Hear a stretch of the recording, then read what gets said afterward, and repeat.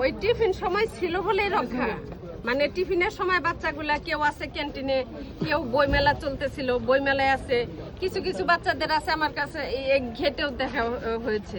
মানে আমি যাচ্ছি গেটে অনেক বাচ্চারা এই যে এই ক্যান্টিনে খেতে আসতেছে এইরকম।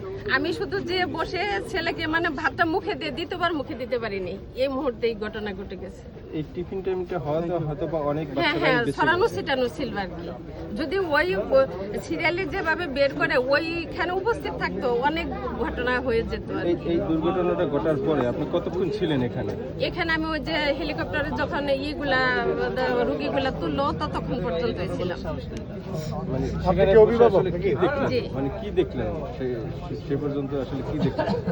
এখানে তো অনেক রোগী উঠাইছে তখন, ওইটা তো আর করে দেখি নাই। মানে সবাই যেভাবে দেখতেছে আমি নর্মালি ওইভাবেই দেখলাম, সবার আহাজারি।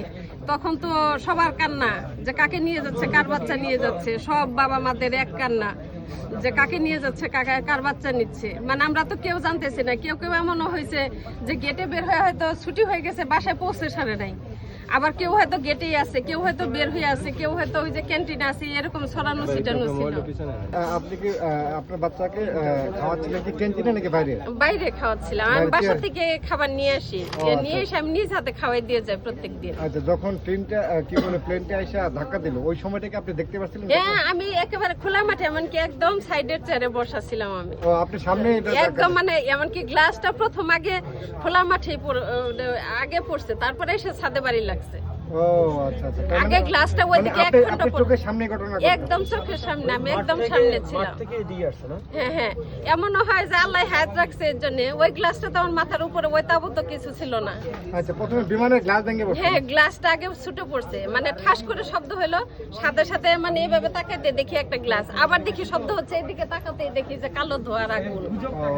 এরকম মানে দেখো কত দূর মানে ঘটনা ঘটছে? আর এটা হায়দ্রাবাদ বিল্ডিং তো রাস্তার পূর্ব সাইডে, আমি ছিলাম ওই পশ্চিম পাশে। মানে কতটুকু দূরত্ব থেকে আপনি দেখছেন ঘটনা?